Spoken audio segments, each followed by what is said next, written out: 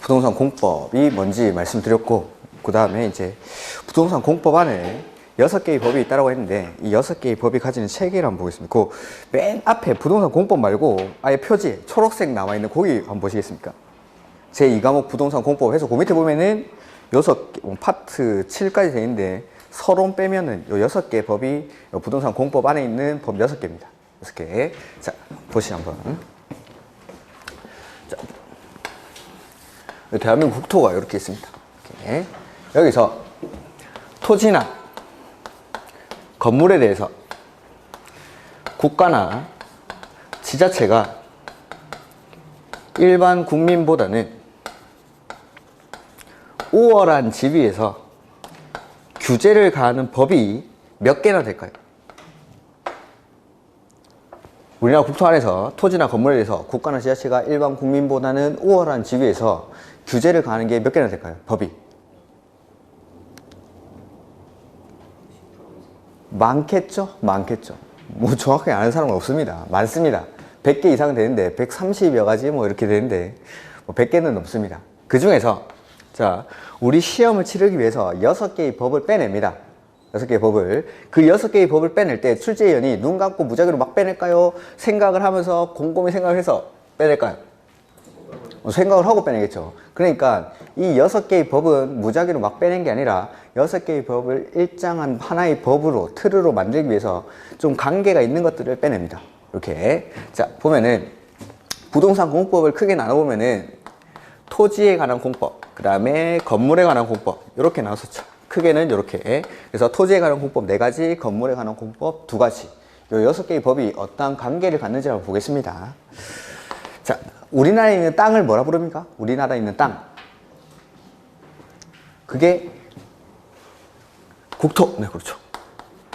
국토의 계획 및 이용에 관한 법률. 아, 법 이름만 13글자. 그냥 외우면은 이거 뭐 법 이름 외우는데 한 달 걸리죠. 이런 것들. 자, 법의 제목을 붙일 때는 그냥 막 붙이는 게 아니라 이 법에서 가장 중요한 단어를 뽑아가지고 이 법의 제목을 붙입니다. 이렇게. 자, 이것도 한번 분석을 해보겠습니다. 국토. 자, 우리나라 국토 전체에 대해서 먼저 뭘 하냐면 계획을 세웁니다. 계획을. 먼저. 그 다음에 공법은 아까 무슨 법이라고 했습니까? 무슨 법? 공법은 규제를 가는 법. 공법은. 그래서 국토 전체를 먼저 계획으로서 규제를 합니다. 그 다음에 계획으로서 먼저 규제를 했으니까 뒤에 이용을 하는 것에 관해서 규제를 하는 것. 요거에 관해 다룬 법률이 바로 국토의 계획 및 이용에 관한 법률입니다. 그래서 그냥 국토의 계획 및 이용에 관한 법률 했을 때랑 이렇게 읽었을 때는 느낌 자체가 다르죠. 국토에 대해서 먼저 계획을 세우고 그 뒤에 이용을 하겠다라는 거죠. 그러면은 계획이 중요할까요? 이용이 중요할까요? 그걸 먼저 계획을 세우니까 계획이 중요합니다. 계획이. 그래서 국계법에서는 한 12문제 정도 출제가 되는데 거기서 계획이 한 9문제에서 10문제, 이용이 한 2문제에서 3문제 정도 출제가 됩니다. 왜 계획이 중요한지 한번 보죠. 자, 국토. 우리나라 국토가 이렇게 있는데 우리나라 국토는 부동산 학상으로, 부동산적으로 너무나 완벽하고 아름답게 이용이 되고 있습니까? 몇 가지 문제점이 있습니까? 이용하는 데 있어서. 우리나라 국토를 이용하는 데 있어서 몇 가지 문제점이 있습니까? 너무나 아름답고 완벽하게 이용되고 있습니까? 문제점이 있죠? 어떤 문제점이 있습니까? 네? 도로교통. 조금 더 광범위하게 말씀해 주시죠. 사람 제일 많이 사는 데 어디입니까? 강남. 그거보다 좀 더 늘리지 보죠. 그렇죠. 서울보다 더 크게 하면은 수도권. 아, 정말 미친 나라죠. 이 좁은 땅덩어리에 여기 인구의 절반 이상이 모여 삽니다. 인구뿐만 아니라 모든 인프라가 여기 다 집중이 되어 있죠. 사회, 경제, 문화 할 것 없이 다 여기 있습니다. 다. 여기에 다 모든 것들이 집중되어 있습니다. 그러니까 북한에서 심지어는 서울을 불바다로 만들었어. 여기 미사일 3발 떨어지면 딱 끝나죠, 우리나라. 모든 정책, 모든 게 마비가 된대요, 여기. 서울이 끝나면. 이렇게. 그 다음에 수도권 집중화 현상이 하나. 그 다음에 네, 수도권의 주변 지역 말씀하시는 거. 수도권의 주변 지역은 어떻습니까? 자, 서쪽이랑 동쪽을 비교했을 때 좀 더 개발이 돼 있는 곳이 어디입니까? 서쪽이 더 개발이 주요 산업들이 주로 어디에 있습니까? 아, 서울 밖을 안 벗어나시는구나. 절대 막 나는 서울 밖을 벗어나지 않는다 뭐 이런 겁니까? 주요 산업들이 위치하는 곳이 서쪽이랑 동쪽 중에 이쪽이죠. 볼까요? 서울 밖을 안 벗어나시는 분들이니까 제가 하나 설명해 보죠. 대구 위에 구미에 가면은 뭐 전자 이런 산업들이 있죠. 그 다음에 예전에 대구에 섬유 공장들이 되게 많았습니다. 그 다음에 포항에 가면 제철. 포항이 이쪽에 있습니다. 대구 옆에 포항이 여기 있습니다. 포항에서 조금 내려오면은 여기 울산이 있는데 울산에 석유화학, 자동차, 조선 이런 것들이 있습니다. 그 다음에 거제에 가도 조선. 그 다음에 요쪽에 부산 옆에 김해가 있고 김해 옆에 가면 창원이라는 동네가 있습니다. 우리나라에 창원이라는 동네가 있는데 여기 가면은 전자, 전기 뭐 이렇게 전자제품 만드는 공장들이 있죠. 그리고 이런 곳에서 생산한 제품들을 부산으로 옮깁니다. 그래가지고 여기서 수출을 하죠. 이렇게. 그러니까 서쪽보다는 주요 산업들이 대부분 이렇게 동쪽에 위치합니다. 동쪽에. 그래서 크게 보면은 수도권 집중화 현상, 그 다음에 동서간의 불균형 이런 문제들이 있다라는 거죠. 있다라는 거. 자, 그러면은 국토가 이렇게 개발이 되면은 우리나라 국민 중에서 불만을 가지는 세력은 어디에 있을까요? 이쪽에 있는 사람. 여기가 동쪽이고 참고로 여기가 서쪽이고 여기가 북쪽이고 여기가 남쪽입니다. 이쪽에 있는 사람들이 불만을 가지겠죠. 그러면은 자, 이쪽에서 정권을 가장 먼저 잡을 때가 언제입니까?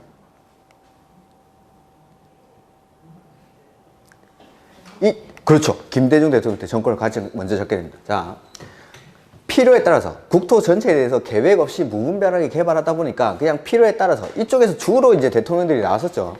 그러다 보니까는 이쪽 위주로 개발이 되는 겁니다. 그래서 이쪽에서 정권을 잡았을 때 이때 이제 우리 국토 전체에 대해서 계획을 세워서 좀 균형 있게 개발을 해보자 라고 그런 필요성을 제기를 하는 거죠. 근데 법이라는 게 김대중 대통령이 취임하자마자 바로 시행할 수 있는 게 아니라 좀 만드는 기간이 필요하겠죠. 그리고 김대중 대통령은 좀 빨리 해결해야 될 문제가 있었습니다.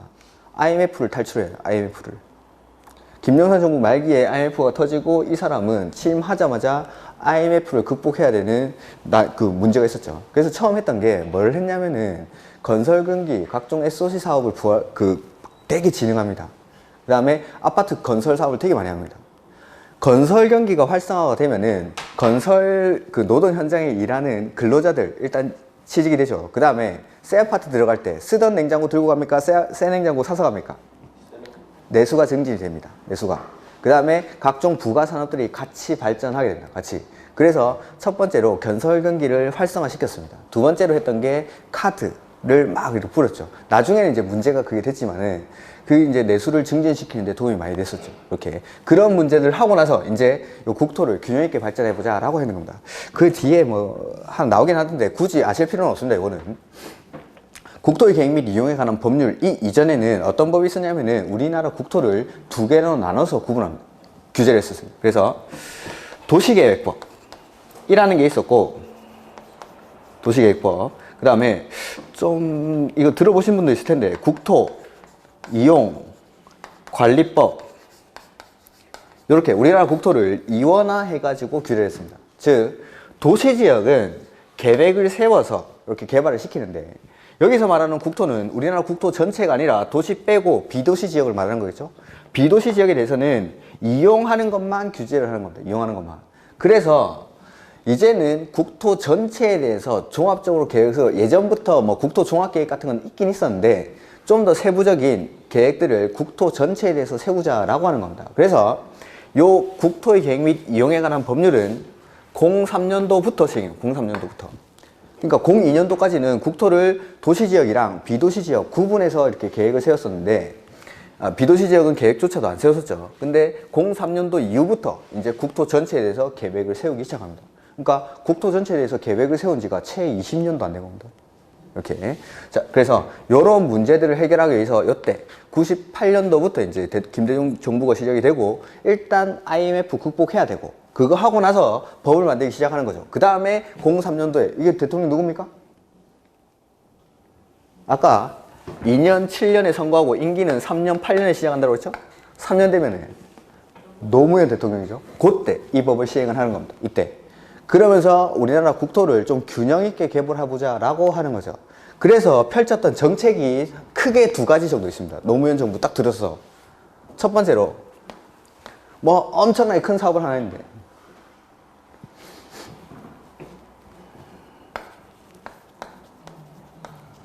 세종시 이때 하는 거예요. 이때 처음에는 수도로 옮기려고 했죠. 근데 이게 헌법재판소에서 위헌 판결을 받습니다. 수도가 서울이 수도라는 거는 600년이나 된 우리나라의 간섭 헌법이다 라는 이상한 논리를 끌고 와가지고 수도를 옮기는 건 안 돼 이러는 거죠. 그러니까 뭐 펼쳐놓은 사업은 있는데 수도를 옮길 수가 없으니까 행정 중심 그 후속 대책으로 행정 중심 복합 도시라는 걸 건설해가지고 행정 기능만 밖으로 빼내는 거죠. 이 넘어갈 때 엄청 말이 많았죠. 막. 야 KTX 타고 이렇게 가야 되는데 이거 천안도 안 되죠. 천안보다 더 위에 있는데 이거 뭐 30분도 안 걸리는데 이래가지고 우리나라 같이 모든 이렇게 좁은 곳에 모든 인프라가 다 돼 있는 곳이 단 한 군데도 없죠. 미국만 해도 정치의 중심이 어딥니까? 역시 서울 밖을 안 벗어나. 미국 정치의 중심은 워싱턴, 경제는 그렇죠. 제가 말씀드렸죠. 뉴욕. 들어보셨죠? 그 다음에 문화 이런 것들은 LA. 그 다음에 군사는 뭐 텍사스 그 사막 한가운데 이렇게 위치를 하죠. 그 공산주의 국가인 중국도 나눠놨죠. 중국도 정치는 북경, 경제는 상하이 이런 식으로 다 나눠놓는데 우리나라만 특이하게 여기다가 다 몰아놓는 겁니다. 이렇게. 그래서 행정 기능만 빼가지고 이 세종시를 여기다 만듭니다. 그 다음 두 번째. 제가 해보면은 두 번째는 공공기관, 각종 공공기관들을 지방으로 이전하기 시작합니다. 지방 이전. 그러니까 서울에 무슨 공사 이게 본사가 다 여기 있었는데 이 공사들 본사를 지방으로 다 이전시킵니다. 이렇게. 여기는 지방이 아니라서 잘 모르시겠네. 지방으로 이전시키면서 이 지방 공공기관, 지방으로 이전해온 공공기관에 근무하는 근로자들이 살 곳이 필요하겠죠. 이 사람들을 위해서 만든 도시가 있는데 그게 바로 혁신도시라고 해요. 혁신도시. 이 혁신도시 들어보신 적 있습니까? 예. 그 지방에는 다 여기가 땅값이 비싼 데라서 다 합니다. 여기 지방. 네. 넘어오면서 신도시를 만들어가지고 이 사람들이 살 거. 그러니까 공공기관 지방 이전 시책에 따라서 만들어진 게 혁신도시. 우리 공법책에도 몇 가지 나옵니다. 이렇게 이런 것들. 혁신도시. 이런 것들. 이게 이제 크게 두 가지 정책을 펼치게 됩니다. 노무현 정부 때 이런 것들. 이런 것들이 그냥 하는 게 아니라 이런 계획에 따라서 시행을 하게 되는 거죠.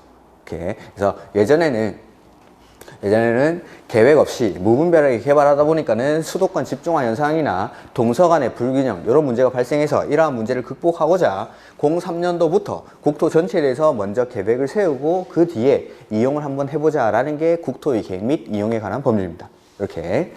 그 다음에 이건 뭐 시험에 나오는 건 아닌데 하나만 부동산을 보는 눈을 한번 보여드리는 건데 자, 여기 수도권이랑 여기 동서간 중에 동쪽이 더 개발이 돼 있죠.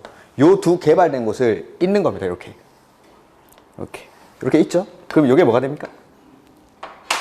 이 빨간 선이 뭐가 됩니까? 경부선, 뭐 경부라인, 뭐 이렇게.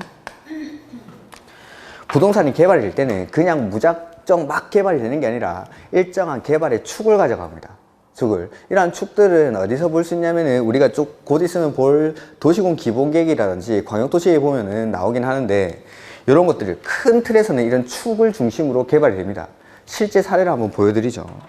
자, 우리 이제 부동산 공부를 하니까 1기 신도시 정도는 알고 있는 게 참 좋겠죠. 서울이 있고.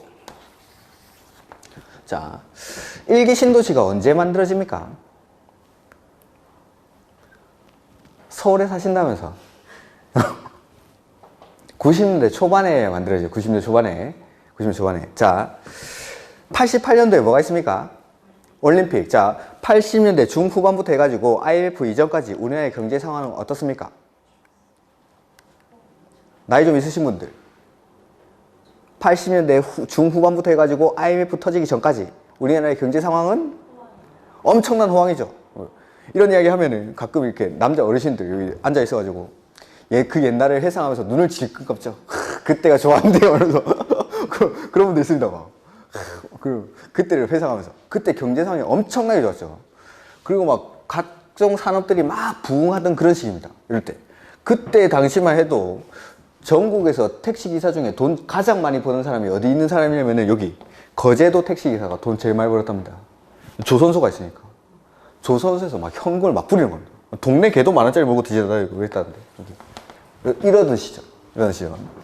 그 시절에 자 예전에는 시골에 이렇게 살던 사람들이 급속하게 산업화가 되면서 일자리가 있는 서울로 몰려들게 됩니다. 서울로 80년대 후반부터 해서 90년대 초반까지 사람들이 막 서울로 몰려드는데 이 서울 안에는 그 몰려드는 사람들만큼 수용할 수 있는 주택이 없더라는 거죠. 주택이 없으면 어떻게 해야 됩니까? 지어야 되죠. 아파트를 지어야 됩니다. 근데 서울 안에는 대규모로 아파트를 공급할 자리가 있습니까? 없습니까?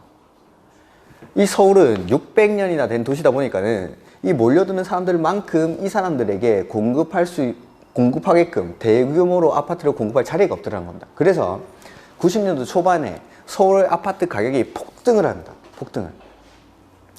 이 폭등하는데 가만 놔두면 큰일 나겠다 싶으니까 이 노태우 정부 때 그때 주택 100만 원 공급 정책 해가지고 일기 신도시들을 만드는 겁니다. 일기 신도시를. 자, 일기 신도시 한번 볼까요?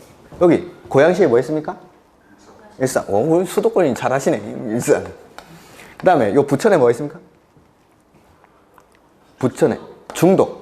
부천에 중동. 요 옆에 동네 안양에 평촌. 평촌 밑에 군포. 그 다음에 성남에 분당. 이렇게. 요게 일기 신도시죠. 서울시청부터 딱 내비 찍으면 20km 내외에 위치하는 겁니다. 이런 것들. 이런 데는 성남시나 안양, 부천, 고양의 아파트가 부족해서 지은 게 아니라 서울로 사람들이 막 몰려드는데 이 사람들을 수용할 공간이 없으니까 서울 사람들 여기 와서 살라고 이러한 일기 신도시를 만들어서 공급을 하죠. 이게 성공합니까? 실패합니까? 엄청난 성공을 거둔 엄청난 성공을. 주택 가격을 안정시키는데 도움을 많이 주는 거죠. 그래서 이 성공 사례를 보고 지방에도 신도시들이 만들어지는 겁니다. 그 대표적인 게 해운대 신도시입니다. 부산에. 이렇게. 그래서 부산의 해운대 신도시도 이제 30년 정도가 돼가고 거기가 이제 약간 낙후된 지역으로 바뀌는 거죠. 이렇게. 자, 볼까요? 여기 일산이랑 분당을 한번 비교해보죠. 일산, 분당. 90년대 초에 아파트를 분양을 받습니다. 근데 대규모로 공공이 택지를 공급해가지고 아파트를 분양하니까 분당이나 일산이나 분양 당시에 아파트 가격은 거의 비슷했습니다. 거의. 뭐 90년대 초에 32평짜리 일산에서 한 7, 8천, 분당에서 7, 8천 이렇게 분양을 받는 거죠. 일산에서 아파트 분양받은 사람은 왜 분양받았을까요? 일산에? 직장이 일산이랑 가까우니까. 직장이. 여기도 마찬가지겠죠? 분당에 분양받는 사람도 서울에 일하러 왔는데 분당에서 서울에 직장이 가까우니까 여기 분양받는 겁니다. 2000년대 초에 32평짜리 일산의 아파트 가격이 어느 정도 하십니까? 저보다 여러분이 더 잘 아시는 거 아닙니까? 한 3억에서 4억? 분당 요 가격에 딱 2배 정도 하겠죠. 7억에서 8억 정도. 분양받을 때는 똑같은 가격을 가지고 분양받고 분양받은 이유도 직장에 가까워서 이렇게 분양받는데 10년이 지나고 나니까 일산도 오르고 분당도 오르긴 올랐는데 이 차익이 이만큼 차이가 나는 겁니다. 한 5억 정도 차이가 난다고 해볼까요? 일반 직장인이 10년 동안 5억 벌려면 어떻게 해야 됩니까? 모으려면? 한숨이 나오십니까? 막 절대 안 되는데 그렇죠. 뭐 허리띠를 졸라 매는 수준이 아니라 뭐 허리를 없애도 될까 말까 그런 금액이죠. 근데 그냥 직장에 가깝다는 이유로 분양받은 거 가지고 이만큼의 차이가 나요. 10년 동안. 이렇게. 자, 이걸 예전에는 모르니까 그냥 직장에 분양받는 거죠. 근데 요 분당 옆에 뭐 지나갑니까? 경부고속도로. 경부고속도로 이쪽으로 지나가죠. 강남에서 내려와가지고. 이렇게. 자, 이걸 알고 나서 물론 이 신도시가 만들어진 지 한참 됐지만 김포, 판교 비교해볼까요? 볼 것도 없죠. 미분양. 지금 판교는 우리나라 IT 산업의 중심지. 이렇게. 그러니까 이거를 예전에 알았다면은 이기 신도시 분양받는 사람은 김포 가는 사람 절대 없겠죠. 김포는 실제로 미분양도 났었고, 김포는. 근데 판교는 어마어마하죠. 첫 번째, 이 두 군데는 강남이랑 접근성이 좋습니다. 두 번째, 이렇게 개발에 축이는 거예요. 그리고 모든 인프라가 여기를 중심으로 먼저 깔리기 시작하는 겁니다. 각 지방에 가도 마찬가지입니다. 각 지방에 가도 개발이 그냥 막 주먹구구식으로 막 하는 게 아니라 기본 계획 같은 거 보면은 도심지가 있고 부도심이 있습니다. 부도심. 그리고 이 도심과 부도심을 연결을 이렇게 딱딱 시킵니다. 이렇게 서울에는 도심이 세 군데인가가 있는데 거기 하나가 뭐 종로, 하나가 뭐 여의도, 하나가 강남 이렇게 해가지고 세 개의 중심이랑 도심이랑 그다음에 바깥 지역의 부도심들을 연결시킵니다. 그러면은 이 부도심들에서 도심으로 들어오려면은 이런 걸 연결시키는 도로가 깔리겠죠. 이 도로를 중심으로 개발이 되는 거죠. 우리나라 국토 전체를 보면은 여기를 중심으로. 파주 이런 데 가격이 오르겠습니까? 대통령 돼가지고 선 약간 넘었다가 왔다 이러니까 좀 확 뛰었던데 지금은 완전 바닥쳤죠. 지금 똑같죠. 통일되지 않느냐 뭐 이런 것이. 여기 분당, 천당 밑에 분당 이러고 일산, 북한 밑에 일산 뭐 전쟁 나면 일빠따로 일산분 계시지 않는 거죠. 이렇게. 그러니까 이런 데는 개발될 일이 없죠, 위로. 그러니까 통일되지 않는 이런 데는 좀 힘든 거죠. 이렇게. 그러니까 개발 같은 거 될 때 그냥 기본 추월 가지고 지방 같은 데도 보면은 저도 뭐 여러 지방 왔다 갔다 하는데 뭐 어디 맛집이 어디 있는지 잘 모르겠죠. 그러면은 어디 가면 실패가 없냐면 시청 옆에 가면은 거의 실패하지 않습니다. 각종 맛집들이라든지 좀 이런 것들은 시청 옆에 대부분 분포합니다. 지방에 가면은 시청이 거의 중심지가 되는 경우가 많고 이 시청을 중심으로 그래서 시청이 있는 곳이 중구가 되는 경우가 되게 많습니다. 지방에 이렇게 그래서 시청을 중심으로 해서 시청이라든지 법원 각종 이제 주요 공공기관을 위주로 해가지고 요걸 축으로 개발되는 경우가 되게 많습니다. 이렇게 이런 것들은 뭐 그냥 시험에는 안 나오는 건데 이런 식으로 부동산이 개발된다는 걸 한번 보여드린 거 이렇게 이런 것도 뭐 거의 시험 끝나고 실무 강의 이렇게 그런 거 있죠. 그런 거 한 100만 원짜리 강의 가면 이렇게 해주는 말인데 서비스로 한번 해드렸습니다. 자, 이게 이제 국토의 계획 및 이용에 관한 법률. 자, 그 다음에 여기 이용이라는 게 나오는데 이용은 두 가지로 나눠볼 수가 있습니다. 이용, 적극적 이용이 있고 소극적 이용이 있습니다. 적극적 이용을 다른 말로 개발이라고 하고 소극적 이용을 보전이라고 하죠. 그래서 이용, 개발, 보전, 이용, 개발, 보전 이렇게 한 단어처럼 쓰는 경우도 많죠. 이렇게. 자, 개발의 측면에 있는 게 두 가지가 있는데 첫 번째는 도시개발법. 도시개발법. 자, 도시개발법은 여기 개발이란 말이 들어가 있죠. 개발. 개발이란 말 딱 들었을 때 첫 번째 아무것도 없는 데서 뭔가 만들어내는 거. 이게 개발 같습니까? 아니면은 원래 있는데 이 있는 게 좀 비실비실해서 요거를 예쁘게 고쳐 쓰는 거. 요게 개발 같습니까? 1번, 2번. 2번. 보통 내가 생각하는 건 정답이 아니죠. 그러니까 개발은 이렇게.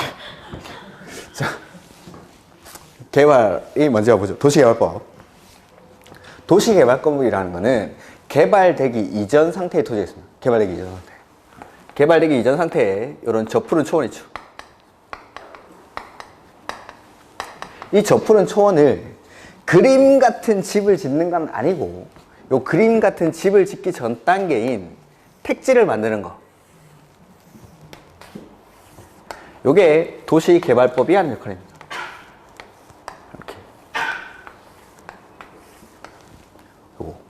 그래서 개발되기 이전 상태 아무것도 없는데 요걸 싹 밀어가지고 이 신도시를 만드는 법이 도시개발법입니다. 그러니까 신도시를 만든다라고 하니까 요 위에 건물 들어오는 것까지 다 개발법이 한다라고 생각하시는 분이 있는데 그건 아니고 예외적으로 건물을 짓기도 하는데 원칙적으로 도시개발법이 하는 역할은 요 택지를 조성하는 거. 그래서 개발법 안에 가보면은 요 택지를 어떻게 공급할지 이런 것들이 나옵니다.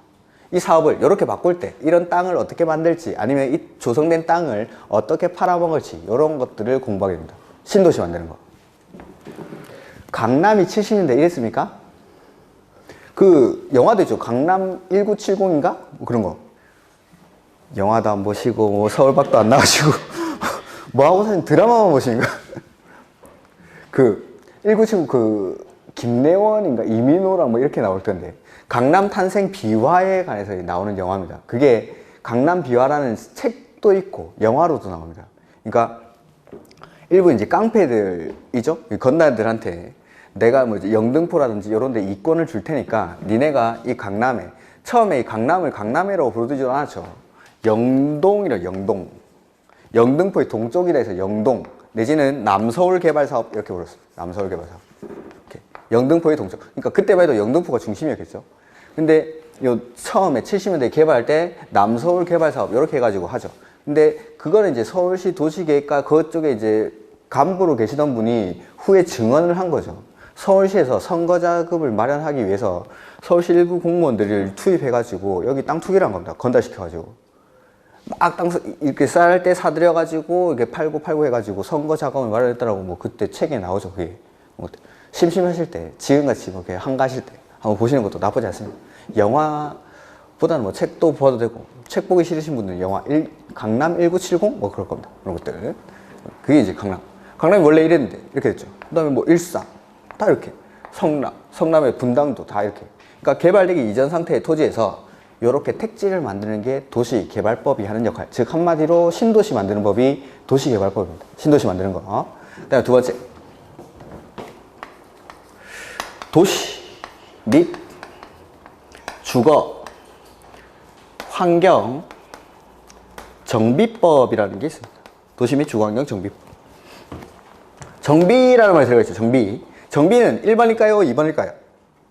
2번. 그렇죠. 하나가 1번이고 하나는 2번이겠죠. 당연히. 자, 정비법이 뭔지 한번 보죠. 여기.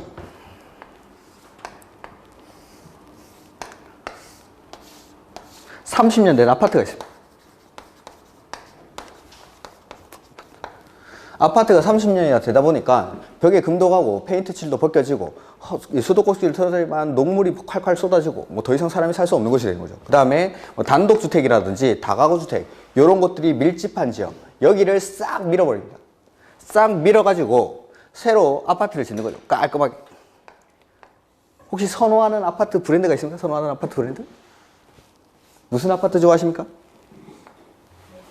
레미안? 레미안을 지어보죠 그럼. 레미안. 나는 원래 내가 가진 권리는 요 30년 된 아파트에 있죠. 원래 나는 이 30년 된 아파트의 소유자였는데 여기를 싹 밀어가지고 재개발, 재건축 사업을 해서 내가 레미안에 입주할 수 있는 권리로 바꿔줍니다. 흔히 많이 들어봤죠. 재개발, 재건축. 이런 것들이 도시 및 주거환경 정비법이라는 겁니다. 30년, 40년 된 아파트 헐어가지고 내지는 노후불량 건축물이 밀집한 주거지역이나 상업지역들을 헐어가지고 재개발, 재건축해서 주상복합이나 아니면 새로 아파트 지어가지고 그 사람들한테 이 아파트에 입주할 수 있는 권리로 바꿔주는 거. 이게 도시 및 주거환경 정비법이죠. 그래서 이 정비법 안에는 뭐 우리가 흔히 알고 있는 재개발 사업, 재건축 사업, 그 다음에 좀 생소할 수도 있는데 주거환경 개선 사업 이런 것들이 있습니다. 세 가지 사업이 이런 것들. 그래서 두꺼봐 헌집 줄게 레미안다오 요게 이제 정비법입니다. 이렇게 이게 이제 적극적 측면에 있는 법 두 가지. 그 다음에 소극적 측면에 있는 게 보전에 관련된 법인데 요게 바로 농지법입니다. 농지법. 그러니까 농지법은 보전의 대상이니까 이거는 개발하는 게 아니라 잘 보존해가지고 후대에다 물려줘야 된다는 거죠. 물려주는 거. 그래서 보면은 농지법에는 큰 목차 안에 개발이라는 단어가 나오지 않습니다. 농지 소유라든지 뭐 이용 이런 것들, 보전 이런 것들이 나옵니다. 그 다음에 이런 것들 보전의 대상인 농지는 아무한테나 주면 될까요? 안 될까요? 안 되겠죠. 우리가 집에 몇 대째 내려오는 가보가 있고 이 가보를 다시 후대에 몇 대째를 물려줘야 됩니다. 그러면은 그 가보는 누구한테 상속하는 게 가장 좋을까요? 자식 중에? 장손한테 주니까 노름빛으로 팔아먹고 이러는 거죠. 보전이 안 되고. 그래서 그 가보를 가장 잘 보존할 사람한테. 즉 농지도 보존의 대상이니까 아무한테나 주면 안 되고 이 농지를 잘 보존할 사람한테 줍니다. 즉 원칙적으로 이런 것들 경자, 유전의 원칙이라고 하죠. 경자 유전은 밭갈 경자를 써가지고 밭을 가는 사람이 밭을 소유해야 된다 이 말이죠. 그러니까 원칙적으로는 농사 짓는 사람만 농지를 소유할 수가 있는 겁니다. 이 사람들이 농지를 가장 잘 보존할 사람이니까. 근데 예외적으로 경자 유전 원칙 예외로 경자가 아니더라도 예외적으로 취득할 수 있긴 합니다. 근데 원칙적으로는 경자한테만 주죠. 그리고 농지를 취득할 때는 일반 토지랑은 다르게 농지 취득 자격 증명이라는 걸 발급받아야 됩니다. 이런 것들. 그러니까 아무한테는 안 주겠다는 거죠. 잘 보존할 사람한테 그러한 자격이 있는지를 판단해서 줍니다. 판단해서 요게 토지에 관한 법 4가지입니다.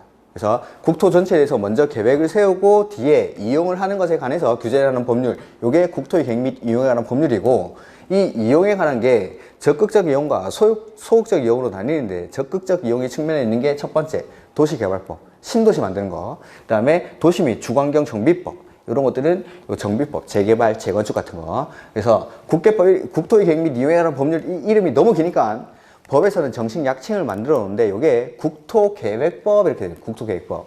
근데 이걸 더 줄여서 저는 국계법이라고 부를 겁니다. 앞으로 국계법.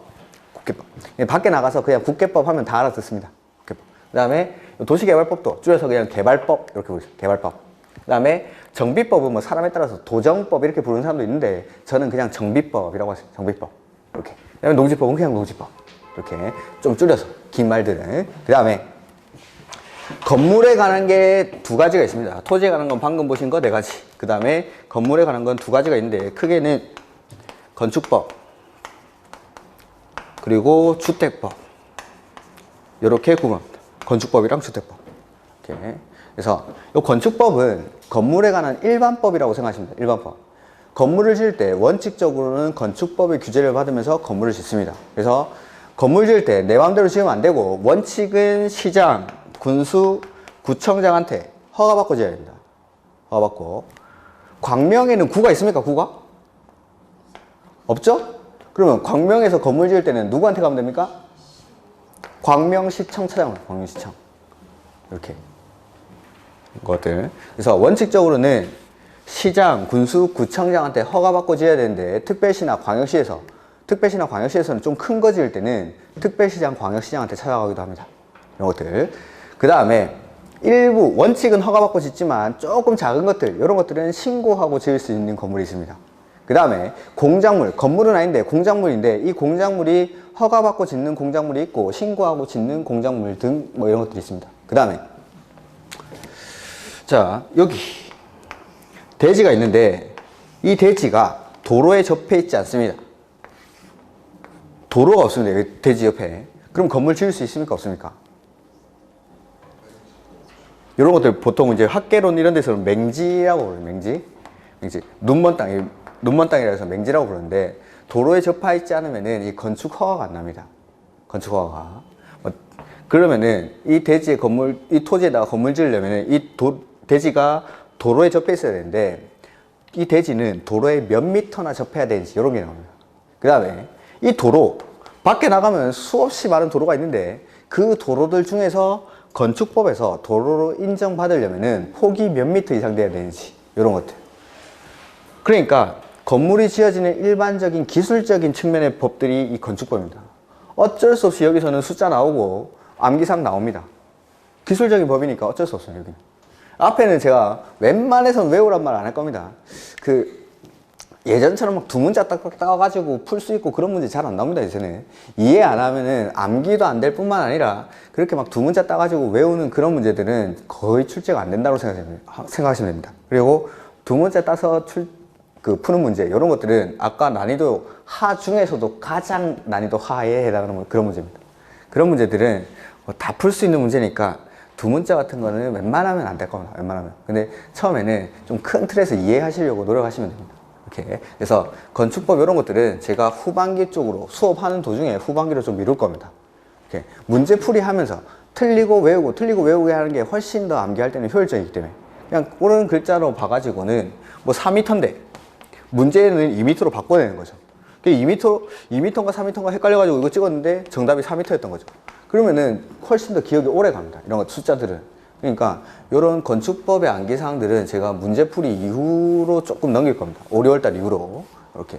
그래서 어쩔 수 없이 기술적인 법이다 보니까는 이 건축법에는 암기사항도 좀 나오고 숫자들도 많이 나옵니다. 외워야 될 숫자들이. 이런 것들은 어떻게든 외우게 해드릴 겁니다. 이렇게. 그 다음에 주택법인데, 자, 건축법과 주택법의 차이는 한 번에 짓는 건물의 개수가 29개 이하일 때 이 건축법이 적용이 되고, 한 번에 짓는 건물의 개수가 30개 이상일 때 주택법을 적용한다. 이게 무슨 말이냐 하면은, 자, 우리나라는 공동주택이랑 단독주택 중에서 뭐의 비율이 더 높습니까? 그렇죠. 공동주택의 비율이 아직까지는 높습니다. 그 다음에 선호도 역시 공동주택에 대한 선호도가 높죠. 그리고 아주 일부 물지각한 아줌마들, 이상한 아줌마들인데 어느 아파트에 사느냐를 가지고 계급을 나누죠. 애들한테 저 아파트 사는 애들 놀지 마, 막 이러고, 뭐, 천년나무, 뭐, 뜰 한 채 이런 데 사는 애들 놀지 마, 막 이러고. 아, 정말 질 떨어지는 아줌마들이죠. 그 뉴스에 나오죠. 초등학교에서 가정조사를 하는데, 이름 뭐를 쓰고 그 옆에다가 어디 사는지 아파트 이름 딱 쓰라고 했답니다. 교장이. 그런 사람들은 안 잘리나 모르겠는데. 이렇게. 공동아파트의 비율도 높고 선호도도 높고 공동아파트를 어느 주택에 사는지를 가지고 계급도 나누고 그 다음에 우리나라는 이 공동주택을 투기의 목적으로도 활용을 합니다. 즉 일반적인 건물 말고 공동주택에 대해서는 특별한 규제를 가할 필요가 있다는 거죠. 그래서 보통 다른 나라에서는 건축물에 대해서 건축법 하나로만 규제를 하는데 우리나라는 이런 특수한 사항이 있으니까 건축법의 특별법적인 측면으로 이 주택법을 만들었습니다. 그래서 한 번에 짓는 건물의 개수가 주택의 개수가 30호 내지는 30세대 이상일 때는 이 주택법이 적용이 됩니다. 주택법이. 그리고 이 주택법 같은 경우에는 우리가 뉴스에서 많이 들어봤습니다. 많이. 주택법에 나오는 용어들을 최근에 뉴스에 가장 많이 나오는 게 그 분양가 상한제. 여기 나오죠. 투기과열지구, 조정대상지역. 다 들어보셨죠? 광명은 지금 조정대상지역입니까? 투기과열지구입니까? 투기과열지구. 것들 그런 것들이 다 여기 나온다. 이렇게. 그 다음에 투기과열지구나 조정대상지역에서는 분양권 이런 것들 일정 기간 동안 전매가 안 됩니다. 이런 것들 그런 것들도 나오고 그 다음에 그 청약통장 이런 거 사고 팔고 하면 됩니까 안 됩니까? 안 되죠. 그런 것들이 바로 주택법에 나온다. 주택법에 것들 흔히 많이 알고 있는 거. 근데 이게 건축물 지을 때 일반적으로는 건축법이 적용되는데 주택법이 특별법적인 역할을 하니까 이 두 가지를 구분하기 위해서 용어를 몇 가지 좀 달리 씁니다. 달리. 자, 주택법이랑 건축법 이걸 좀 비교를 해보면은 여기 건축법 적용을 받고 지어진 아파트들이 있습니다. 아파트든지 뭐 다가구 주택이든지 그러니까 29세대 이하겠죠. 29세대. 근데 주택법 적용을 받고 지어진 건물들에는 각종 주택법상의 규제가 다 따라붙습니다. 투기과열지구, 분양가 상한제, 조정대상지역, 전매 제한, 공급질서 교란행위 이런 행위들이 다 따라붙습니다. 자, 건축법 적용을 받고 지어진 건물 내가 이거 사고 싶습니다. 뭐가 필요합니까?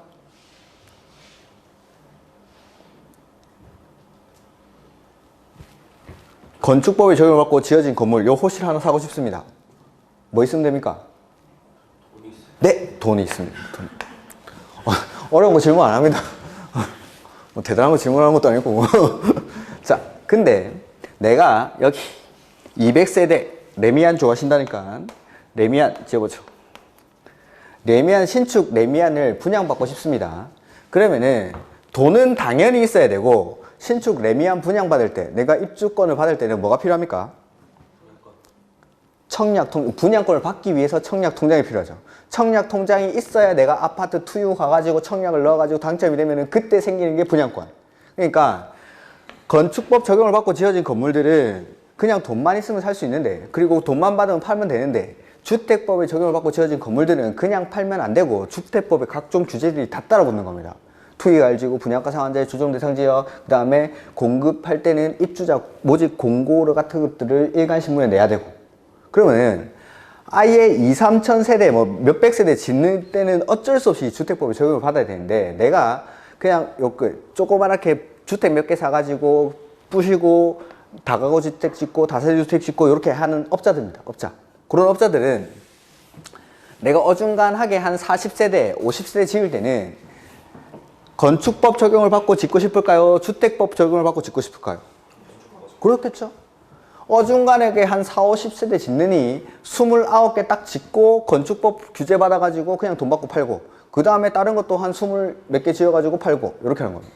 그래서 지금 여기 실무를 하시는 분이 있는지 모르겠는데 밖에 나가보면 한 10년 이전에 지어진 거 10년 이전에 지어진 다세대 주택이나 다가구 주택 이런 것들은 19세대 되게 많습니다. 보신 적 있습니까? 요새는 네이버에 주소 치면 바로 그 건물 정보 다 뜨죠. 10년 이전에 지어진 것들은 19세대가 되게 많습니다. 왜냐하면은 이 기준이 예전에는 19세대 이하 20개 이상 이렇게 돼 있었어요. 그러니까 건축법 적용을 받기 위해서 다가구나 다세대 같은 거 지을 때 19세대로 딱 짓는 겁니다. 10년 이전에 지어진 것들은 절대 20세대를 넘지 않습니다. 그러면 요새는 30세대를 절대 안 넘겠죠. 최근에 지어진 다세대나 다가구 같은 거 딱 떼보면은 좀 세대수 많다 해도 30세대를 절대 넘지 않습니다. 이렇게. 그게 다 저것 때문에 건축법이랑 주택법 적용 때문에 이렇게. 이게 이제 건축법이랑 주택법의 차이입니다. 이렇게. 그래서 건축법에서 뭐 건물 짓는 사람은 건축주라고 부르고 주택법에서는 그 사람을 사업주체라고 부르고 뭐 삼성물산, 현대건설, 뭐 GS건설 이런 사람들이 사업주체가 되는 사람들이겠죠. 이렇게 이런 것들 용어를 조금 달리 씁니다. 어쨌든 건축법이나 주택법 이런 것들은 암기사항들이 좀 나오긴 합니다. 암기사항들이 어쩔 수 없이. 그 다음에 각 법마다 이제 출제 비중인데 이 국계법에서는 총 12문제를 출제합니다. 12문제. 이건 딱 정해져 있는 겁니다. 12문제. 그 다음에 개발법에서는 6문제. 정비법에서 6문제. 농지법에서 2문제. 건축법, 주택법에서 각각 7문제씩 출제를 합니다. 이렇게 하면 총 40문제가 됩니다. 근데 공법 같은 경우에는 학개론에서도 문제가 나옵니다. 학개론에서. 올해 학개론에서 공법 문제 5문제 나왔죠. 28회 때 공법 문제 학개론에서 4문제 나왔죠. 그러니까 1, 2차를 동차로 하신 분들한테는 학개론에 나오는 공법 문제는 그냥 책만 봤으면 풀 수 있는 엄청나게 쉬운 문제입니다. 엄청나게 쉬운 문제. 근데 1차만 하시는 분들은 뭐 본 적도 없는 게 나오는 거죠. 이렇게. 그러니까 학개론에서 왜 그런 걸 내냐고 말을 하는데 개론이라는 과목 자체가 원래 그런 과목이죠. 개론. 부동산 관련된 건 다 내도 됩니다. 그래서 공법 문제가 올해는 이제 공법 문제 한 5문제 나오고 세법 문제가 1문제가 학개론에서 나왔죠.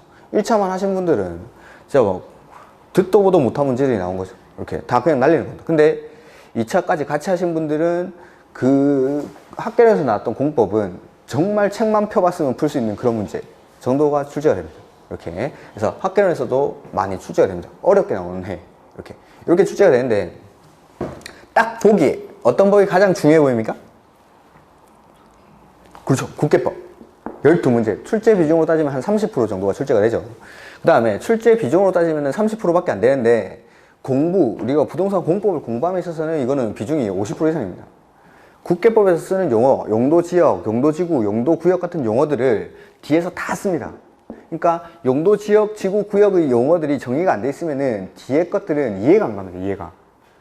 뒤에 막 도시개발구역 이런 데서 막 칠학지구, 지구단위 계획구역이 막 튀어나옵니다. 근데 이 칠학지구랑 지구단위 계획구역을 여기서 봅니다. 국계법에서. 그러니까 국계법에서 용어가 정리가 다 돼 있어야지 뒤에 것들을 공부를 쉽게 할 수가 있습니다. 그러니까 1, 2월 달에 제가 말씀을 드릴 건데 공법 내가 오늘 돌아와가지고 공법 공부를 너무 하고 싶은 날이 거의 없겠지만 혹시라도 그런 날이 있으면은 국계법 보시면 돼요. 국계법. 요거를 12문제 출제되는데 모의고사에서 내가 알고 한 8문제 이상 맞출 때까지 그냥 이것만 보시면 됩니다. 이것만. 나머지 요거 맞추시고 오시면은 나머지는 제가 알아서 하겠습니다. 나머지는. 그러니까 여기서 쓰는 용어들이 정리가 안 돼 있으면은 그냥 도시개발법 하는데 갑자기 막 국계법에서 배웠던 용도지역, 용도지구들이 막 튀어나옵니다. 그렇다고 해서 국계법을 내가 가가지고 용도지역, 용도지구를 다시 뭐 칠학지구는 이런 뜻을 가집니다. 도시지역은 이런 뜻을 가집니다. 라는 걸 공부를 할 수가 없으니까. 이 용어들이 정의가 돼 있어야지 이런 데서 이해가 빨리빨리 될 수가 있습니다. 이렇게. 그래서 혼자 공부하실 때 공법 안에서 아까 전체 과목 안에서는 1차 과목 위주로 하시고 나머지 1차 과목 점수를 빨리 받고 나서 2차 과목을 하라고 했는데 공법 안에서는 국계법 먼저 해주시면 됩니다. 이렇게. 그 다음에 이 안에 6가지 법이 이렇게 있는데 이 6개의 법이 그냥 맛 뽑은 게 아니라 일정한 관계를 가진다고 했는데 이 6가지 법이 어떠한 관계를 가지는지를 한번 보겠습니다. 이렇게. 한숨 쉬지 마시고 이제 끝나갑니다.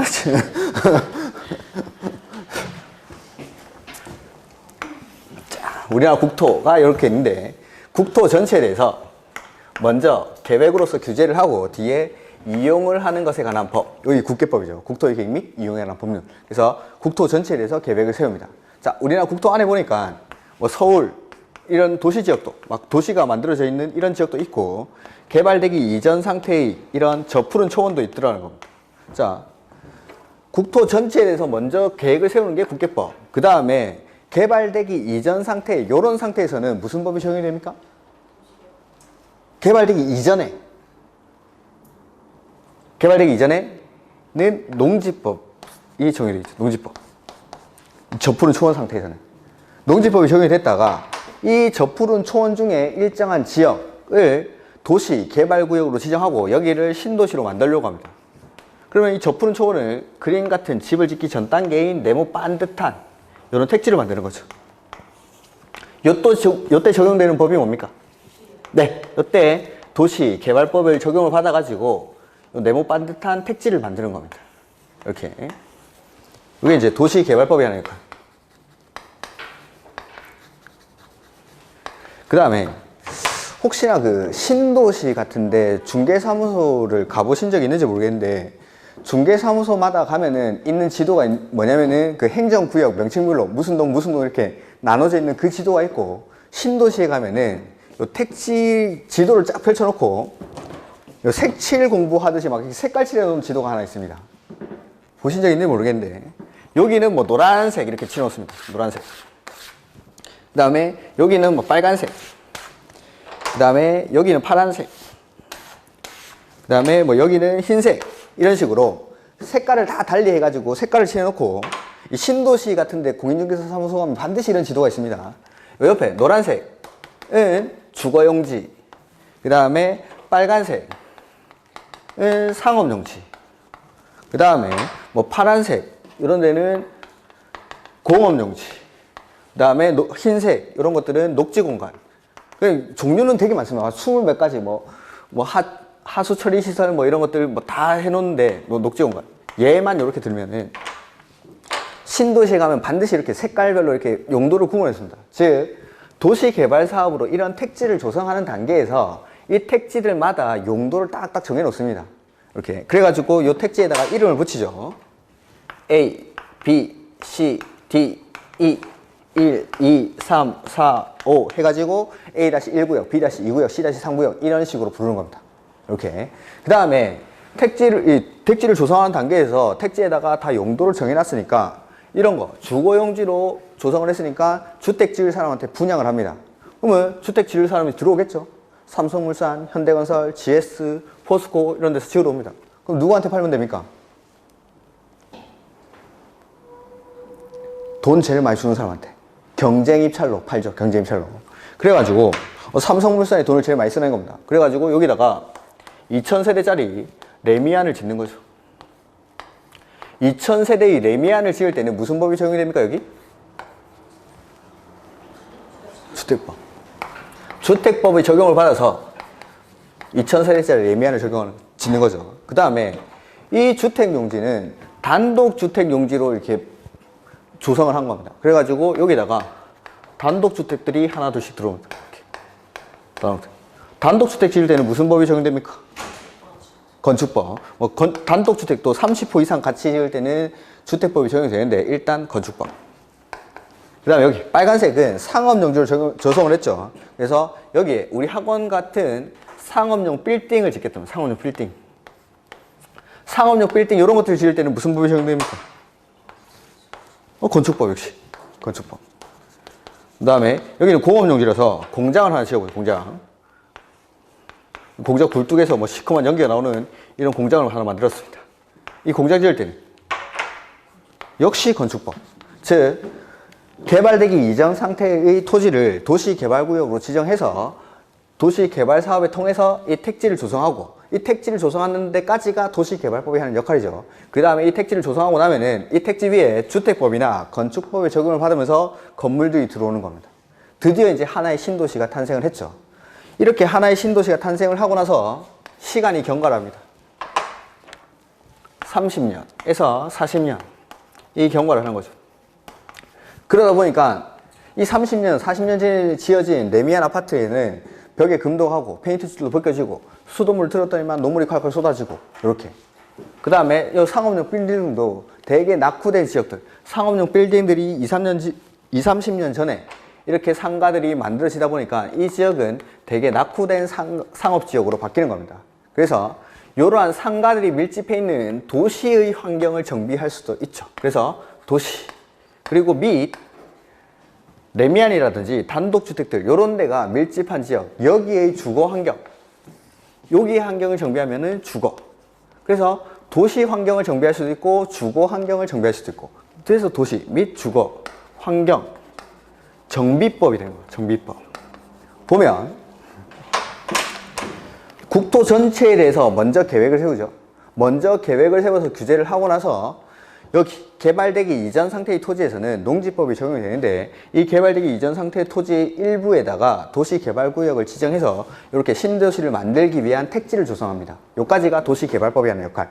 이렇게 택지를 조성해 놓으면은 건축법이나 주택법의 적용을 받으면서 건물들이 들어서고 드디어 하나의 도시가 탄생을 하고, 그 다음에 시간의 경감에 따라 이 지역이 노후불량 건축물이 밀집한 낙후된 지역으로 바뀌면은 여기를 그냥 버려버리는 게 아니라 다시 한번 살려보자라는 거, 재생하는 것까지. 그게 도시 및 주거환경 정비법. 하나의 신도시가 탄생하기 이전부터 탄생하고 시간의 경감에 따라 낙후된 지역으로 바뀌고 다시 살리는 데까지 이 일련의 과정에서 공인중개사들이 개입을 하더라는 거죠. 그래서 요거를 공인중개사 시험을 치르기 위한 부동산 공법이라는 과목으로 만들고 하나의 과목으로 만들어가지고 이런 것들 정도는 알고 공인중개사 업무를 하라는 겁니다. 그래서 요 6가지의 법을 하나의 과목으로 만든 거예요. 그러니까 아무렇게나 막 뽑은 게 아니라 이러한 관계를 가집니다. 유기적인 관계를. 이렇게. 여기 이제 국계법부터 해가지고 우리 공법 안에 있는 6가지의 법률입니다. 6가지 법률. 6가지 법률 중에서 가장 중요한 거는 요거. 국계법. 11월, 12월 달에는 복습 안 하셔도 됩니다. 복습 안 하셔도. 민법, 학개론 열심히 하십시오. 민법, 학개론 열심히 하시고, 공법은 듣고 까먹고 하시면 됩니다. 1, 2월 달에 오면은 그때 다시 똑같이 할 거니까. 이렇게. 오늘 수고 많으셨고, 오늘 첫날인데 뭐 시간 다 채워서 하면 힘드시겠죠? 이렇게. 그러니까 오늘 여기까지 하고 다음 주에 또 뵙겠습니다. 수고하셨습니다.